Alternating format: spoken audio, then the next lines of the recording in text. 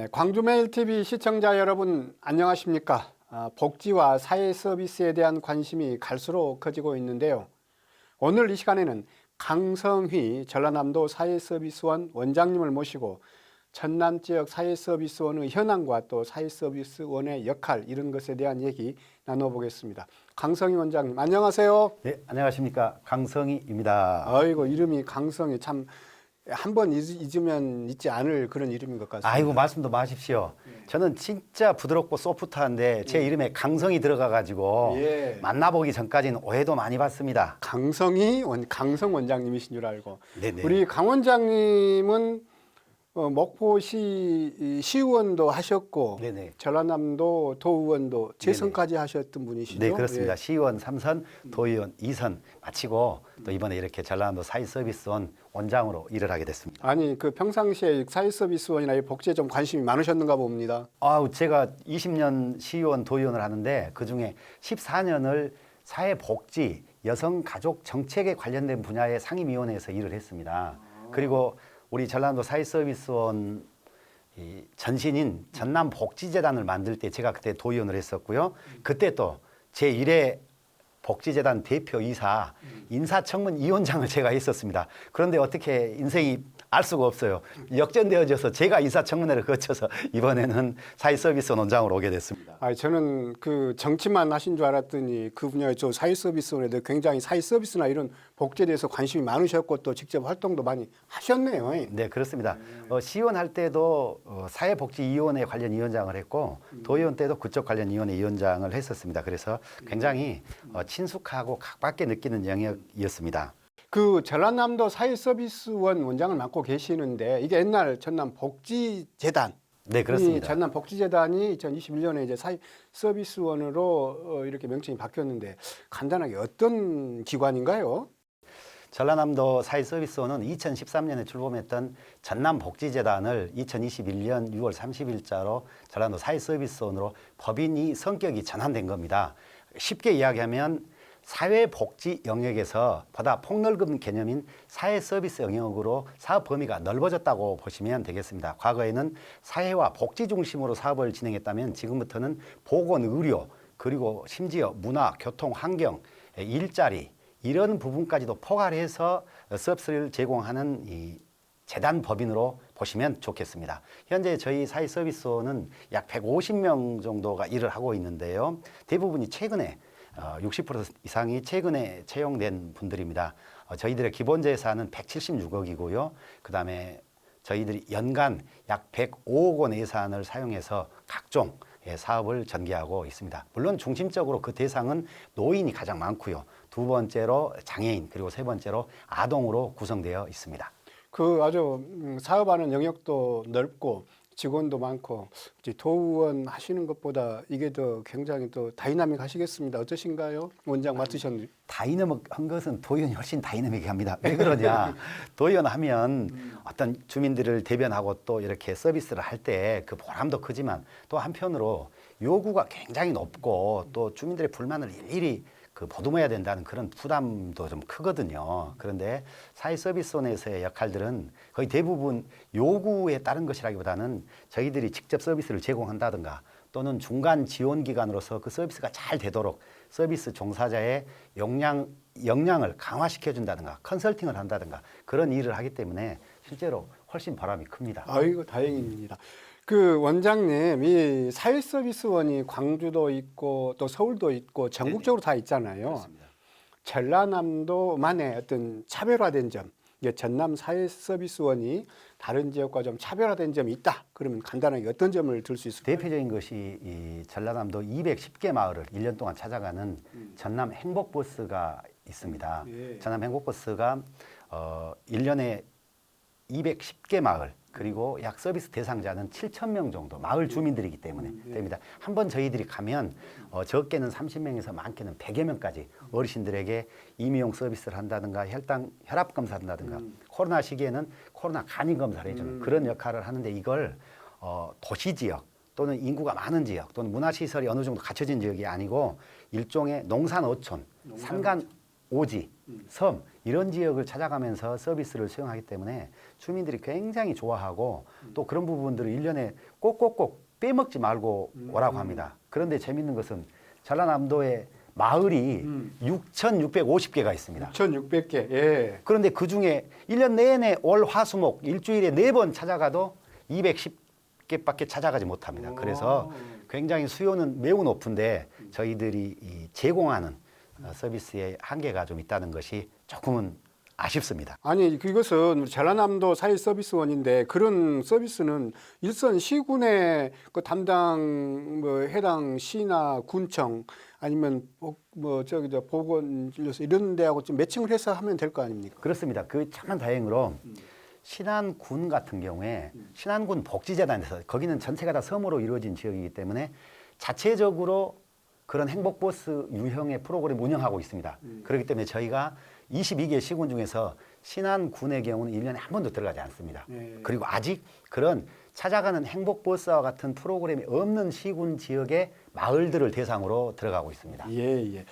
그 도민이 이렇게 여러 사업 중에서 도민들이 정말 그 체감하면서 좀 뭐라 그럴까 이 사회서비스원이 활동을 하니까 나한테는 정말 와닿더라 하는 것 이런 것들이 좀 있다면 1번이 행복버스고요. 행복버스, 예. 2번이 예. 사회복지시설 대체인력 지원 사업입니다. 대체 인력 지원 사업이요? 이를테면 아동원이라든가 또는 뭐 어린이집이라든가 또는 뭐 요양보호센터라든가 국공립시설입니다. 이런 곳에서 근무하는 종사자들이 특히 조리종사원이라든가 요양보호사님들이 근본적으로 인력이 좀 적고 그다음에 또 일들이 많기 때문에 휴가라든가 병가라든가 자녀의 어떤 중요한 애경사가 있을 때 이 자리를 비울 수가 없습니다. 그래서 그런 부분들을 저희 사회서비스원에서 요양보호사님들이라든가 예, 예. 조리사님을 풀 인력으로 채용을 해가지고 그럴 때 즉 그런 돌봄 공백이 생기거나 아니면 그 대체 인력이 필요할 때 저희들이 그것을 하루 또는 일주일, 3일 이렇게 요일별로 시간별로 파견을 해주는 사업이 있습니다. 예. 그래서 굉장히 이것이 호응이 높고요. 작년 한 해만 해도 약 1,500건의 파견 사업이 있었습니다. 아, 예. 그리고 두 번째로 긴급 돌봄 사업입니다. 긴급 돌봄. 이제 코로나19 때 대표적인 것인데요. 이를테면 어머니도 아버지도 코로나가 걸려가지고 격리를 하게 됐어요. 근데 어린 자녀 초등학교 1학년이 학교를 가야 돼요. 그럼 돌볼 사람이 없지 않습니까? 어린 자녀는 다행히 코로나에 안 걸렸는데 그랬을 경우에 저희들이 그 어린 자녀를 부모님이 코로나 격리 기간이 끝날 때까지 돌봄을 해주는 겁니다. 식사 지원이라든가 학교 등하교 지원 같은 것을. 그래서 그런 돌봄 긴급 돌봄 사업들이 작년에 약 400건을 저희가 했어요. 그래서 그런 사업들이 굉장히 서비스를 받으신 분들이 놀랍니다.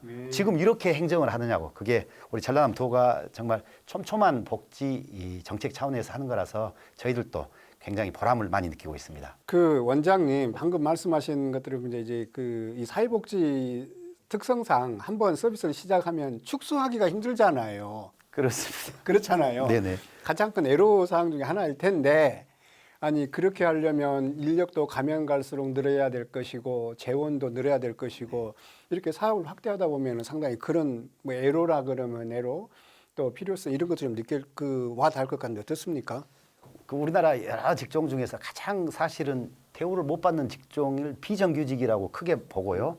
그다음에 여러 직종들 중에서는 사회복지 종사자들이 사실 임금이 낮고 노동 강도도 좀 세고 그다음에 사회적 인식도 그렇게 높은 수준이 아니거든요. 그렇기 때문에 이런 분야에서 저희들이 종사자 처우 개선을 강화하고 또 처우 개선을 유도하는 차원에서 대체 인력 지원 사업이라든가 요양보호사 처우 개선 사업을 하는 것은 굉장히 필요하고 도지사님이라든가 시장 군수님이 많은 예산 압박이 있죠. 삼라만상을 다 관리하시고 그 속에서 다 주라는 것은 예산과 인력만 주라고 하는데 이 서비스도 마찬가지긴 합니다만 그럼에도 불구하고 우선순위에 높은 순위에 올려서 예산도 늘리고 인력을 확대해 나가야 할 분야가 사실은 그래도 사회 서비스 분야가 아닌가 이렇게 생각합니다. 그 원장님, 그 우리나라 복지는 이제 물론 이제 공공 분야에서 많이 투자하는 부분도 있지만 아직도 이 사회 민간 위주로 이런 부분이 좀 많이 있죠. 어떤가요, 현실이? 우리나라는 사실은 이 사회 서비스 선진국에 비교하면 좀 심각한 수준입니다. 예를 들면 국가나 지방자치단체가 만들어 놓은 사회복지시설, 국공립 어린이집이라든가 국공립 요양시설이라든가 국공립 병원이라든가 이런 부분들의 98%를 다 우리나라는 민간 위탁을 주고 있습니다. 그런데 사회복지 선진국이라고 할 수 있는 이 북유럽 스웨덴 같은 경우는 국공립 사회복지시설의 72%를 직영을 하고 있습니다. 우리나라는 2%, 스웨덴은 72%. 그러면 가까운 일본은 24%를 직영을 하고 나머지는 민간 위탁을 주고 있습니다. 그래서 우리나라가 당장 스웨덴까지는 못 따라가더라도 가까운 일본 모델을 따라가야 할 모델로서 보고 국공립 사회복지시설, 사회서비스시설의 직영 비율을 높이는 것이 매우 중요한 과제입니다. 왜 그러냐면 그렇게 해야지만이 사회서비스 또 사회복지 분야 시설, 기관 운영의 공공성이 강화되고요. 투명성이 강화되고 세 번째 그런 사회서비스 분야의 공공성, 전문성, 투명성 강화를 통해서만이 사회서비스 품질을 도모할 수가 있습니다. 민간에게 거의 전적으로 맡겨줘가지고는 그 속에 어떻게 돌아가는지를 잘 모를 수밖에 없거든요. 그런 부분을 극복해내기 위해서 저희 사회서비스원이 한 몫을 담당하고 있다 이렇게 생각하고 있습니다. 그 방금 그 말씀 그러니까 직영 비율을 좀 줄이게 이렇게 한다면 아무래도 이 광역자치단체의 영향도 크지만 정부의 역할이 클 것 같거든요. 그렇습니다. 그 윤석열 정부가 이제 출범한 지 6개월 넘었는데 이 현 정부 그 사회서비스원 운영 어떤 영향을 좀 미치고 있다, 좀 잘한 점, 또 아쉬운 점이 있다면 어떤 점을 들 수 있을까 글쎄요. 사실 기대와 우려가 동시에 존재하고 있는데요. 기대하는 점은 윤석열 정부 들어와서 사회서비스 분야에서 특히 장애인 분야에 발달장애인 서비스 예산을 확 늘렸어요. 그런 점들을 굉장히 잘하고 있다고 생각하는데요. 대신 사회서비스 정책 분야에 대해서는 무슨 문제가 지금 있냐면요. 이전 정부는 돌봄에 대해서 사회적 문제로 공식화하고 사회적 돌봄을 강화했습니다. 그렇기 때문에 사회서비스원도 만들어졌거든요. 그런데 이번 현 정부 들어와서는 돌봄에 대해서 서비스의 고도화 또 규모화를 또 지향하면서 대신 우리 사회서비스원 같은 공공기관은 민간 서비스 품질을 강화하고 민간의 역할을 강화하는 쪽으로 일을 해라라고 정책의 각도가 약간 공공돌봄과 공공성 강화 측면이라기보다는 민간의 역할과 기능을 더 강화하는 쪽으로 각도가 좀 틀어지는 것 같아서 이런 부분들이 저희들이 조금은 우려를 하고 있습니다. 제가 어떤 기사를 찾아보니까 우리 전라남도 사회서비스원이 3년 연속 경영평가 최고 등급을 받았더라고요. 뭐 잘해서 받으셨겠지만 어떻게 그렇게 괄목할 만한 성과를 냈었을까요? 아이고 본부장님, 제가 그것 때문에 요즘에 머리가 아파요. 왜 그런 줄 아십니까? 제가 운영을 잘해서 경영을 잘해서 받은 게 아니고 이 앞전 원장님이 3년 연속 최우수 경영평가 등급을 받으셔버렸어요. 저는 그걸 계승해야 할 거 아닙니까? 그렇죠. 한 급이라도 떨어지면 너 잘못하고 있다 이렇게 지적을 받을 텐데 그래서 경영평가에 대해서 굉장히 걱정을 많이 하고 있습니다.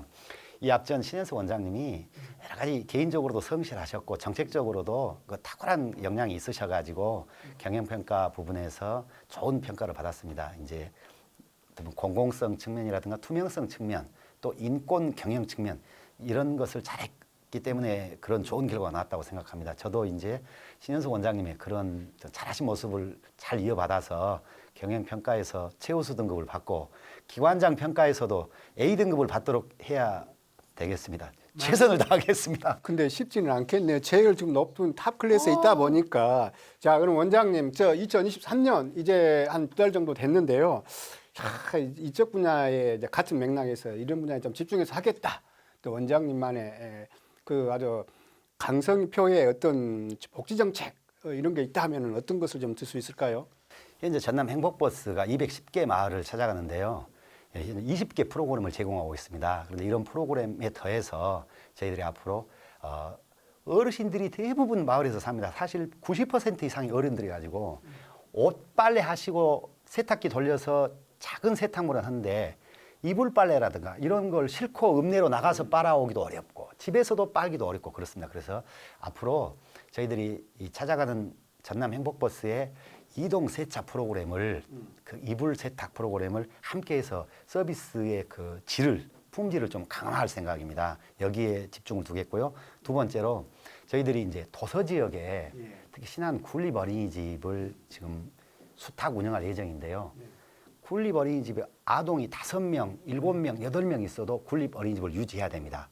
굉장히 도서 지역이고 또 선생님들 모시기도 어렵고 아동 원하는 줄어들고 그렇습니다. 그런 곳에 가서도 이 사회 서비스의 공공성 그리고 전문성이 계속 유지되고 강화될 수 있도록 앞으로 올해 위탁을 받는 국공립 어린이집 수탁 운영에도 만전을 기하겠습니다. 그 원장님 이런 것들이 잘 되기 위해서는 역시 우리 도민분들 특히 저 이제 어르신들의 적극적인 협조와 또 홍보도 필요할 것 같거든요. 네네. 한 말씀 도민분들한테 한 말씀 해주십시오. 200만 도민 여러분 안녕하십니까? 사회서비스원 이름도 자주 안 들어보셨을 겁니다.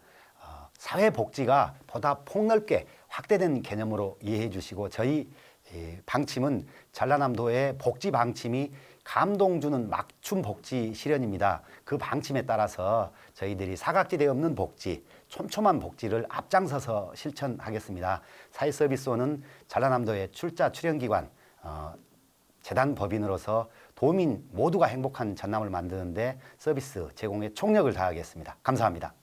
네, 강성희 원장님의 말씀을 들으니 전남 지역의 사회 서비스가 앞으로도 해야 할 일이 많은 것 같습니다. 사회 서비스의 공공성과 전문성을 강화해서 감동 주는 맞춤 복지가 이루어지기를 바라면서 강성희 전라남도 사회서비스원 원장님과의 대담 여기서 마치겠습니다. 감사합니다. 감사합니다.